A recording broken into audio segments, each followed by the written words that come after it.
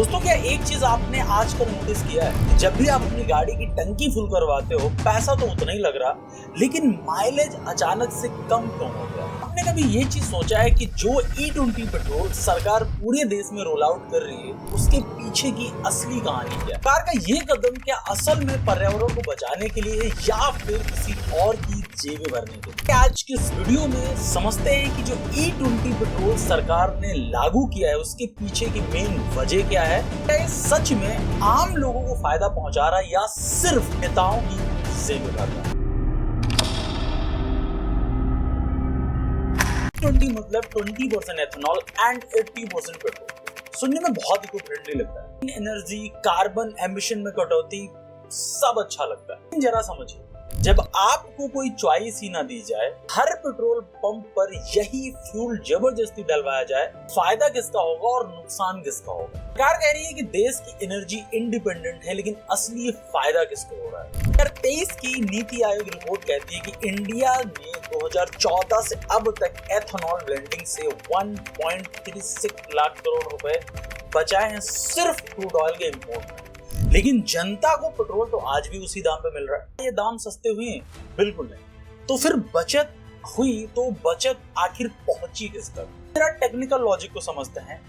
Ethanol वही alcohol है जो शराब में मिलता है। बनाने के लिए गन्ना, मक्का और चावल का यूज किया जाता है। साइंटिफिक रिसर्च कहती है कि पेट्रोल में एथेनॉल मिलाने से फ्यूल साफ चलता है कि यह ऑक्सीजनेट की तरह काम करता है। यूएस डिपार्टमेंट ऑफ एनर्जी के आंकड़े बताते हैं कि एथेनॉल ब्लेंडिंग से ग्रीन हाउस गैसेस 40 से 65% तक घटती हैं। सुनने में बहुत अच्छा लगता है ना?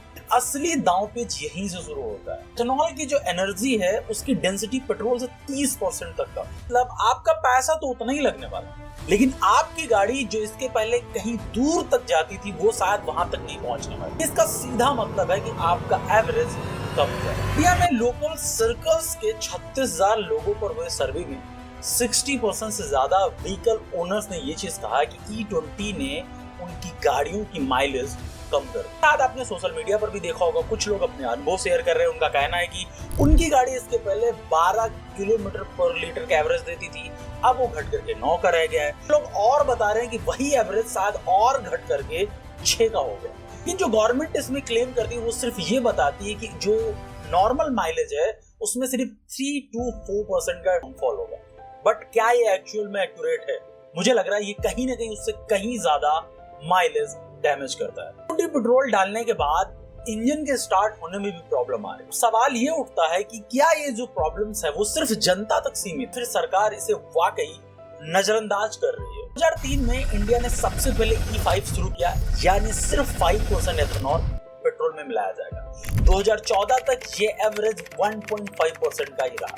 फिर मोदी गवर्नमेंट आई और टारगेट सेट किया 10% से लेकर के 20% तक। असल में 20% 30 तक अचानक से इसे 5 साल पहले पूरा कर दिया। जरा सोचिए, ब्राजील को E27 तक पहुंचने में 50 साल लग गए और इंडिया को E20 तक पहुंचने में सिर्फ 3 साल। बात शायद हर किसी को परेशान कर रही होगी कि जो नॉर्मल सरकारें होती है, वो अपना जो टारगेट होती है, रोड मैप होती है, वो बहुत आगे तक बढ़ाती है। उनको पता है कि शायद यहाँ तक हम इसको अचीव भी नहीं कर सकेंगे। लाइक मोदी गवर्नमेंट की आप बात कर लीजिए, उन्होंने 2047 तक विकसित भारत का एक कैंपेन चलाया हुआ है। हिसाब से 2047 तक देश पूरी तरीके से विकसित हो चुका होगा। काम आज होना चाहिए था, सरकार उसको लेकर के और आगे डिले करती जाती। अचानक से फिर कोई एक प्रोजेक्ट आता है जो अपने दिए गए रोड मैप से 5 साल पहले उसको अचीव कर लिया जाता, उसको कंप्लीट कर लिया जाता।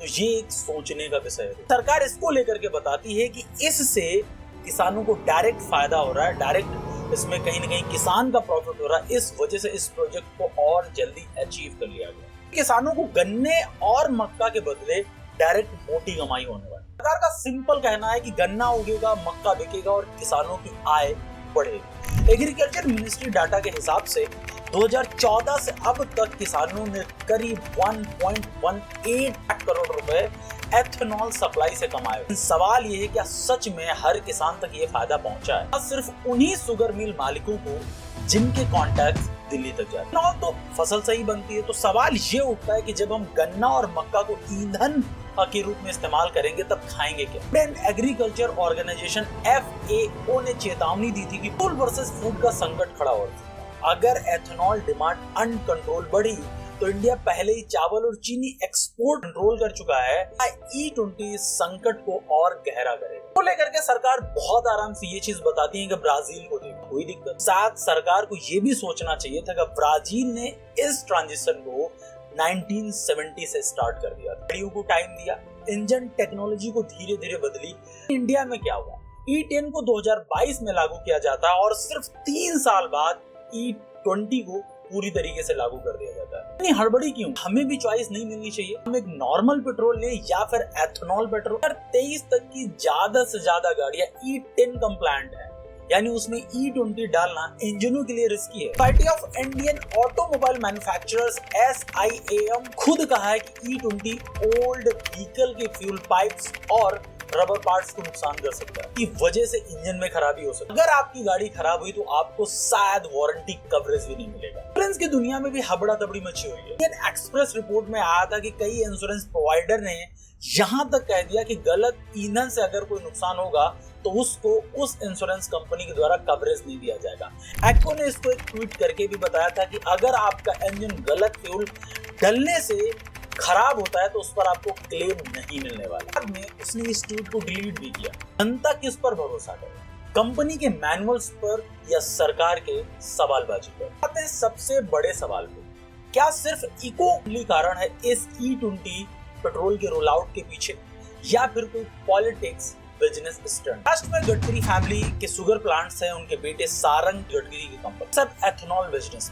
स्टॉक एक्सचेंज डेटा दिखाता है कि इन कंपनियों के शेयर प्राइस पिछले साल लगभग 1000% तक इंक्रीज हुए। कोइंसिडेंस फिर पॉलिसी को धीरे धीरे बिजनेस के हिसाब से डाला जा रहा है। कहानी सिर्फ पेट्रोल तक नहीं रुकेगी, तो रोड इंफ्रास्ट्रक्चर का हाल मंत्रियों के बेटों का करियर। सब जगह एक ही पैटर्न के नाम पर प्रोजेक्ट्स तो शुरू किए जाते हैं, लेकिन फायदा पॉलिटिकल रिस्क होता है। सवाल उठता है, क्या नई टेक्नोलॉजी और इको फ्रेंडली सिर्फ दिखावे के लिए? असली एजेंडा है पब्लिक की जेब से पैसा निकाल कर प्राइवेट जेब भरने का। ओवरऑल E20 पेट्रोल एक गेम चेंजर हो सकता है, बट उसको सही तरीके से किया जाए तो पर्यावरण भी है, किसान भी खुश होगा और जनता के लिए पेट्रोल भी सस्ता हो जाएगा। हुआ क्या, बिना तैयारी के, बिना चॉइस के जनता के सिर पर जबरदस्ती E20 पेट्रोल को मर दे। सही कदम गलत तरीका। सीधा नुकसान आपको, मुझे और हर इंसान को जिसके पास गाड़ी है, जिसको पेट्रोल की आवश्यकता है। करोड़ों आम आदमी। सवाल ये है कि आप इस सिस्टम को कितने दिनों तक ऐसे ही अनदेखा करते रहे। अब समय आ गया है जब कोई सरकार पर्यावरण या किसान के नाम पर कोई पॉलिसी लाए, तो पूछें फायदा आखिर किसको हो रहा है, पब्लिक को या फिर बड़े बड़े मंत्रियों? ये सिर्फ शुरुआत है। हर कदम आपकी जेब और आपके भविष्य को छूने वाला है। नीचे कमेंट में जरूर बताइएगा कि आपकी गाड़ी में E20 भरवाने का अनुभव कैसा लगा।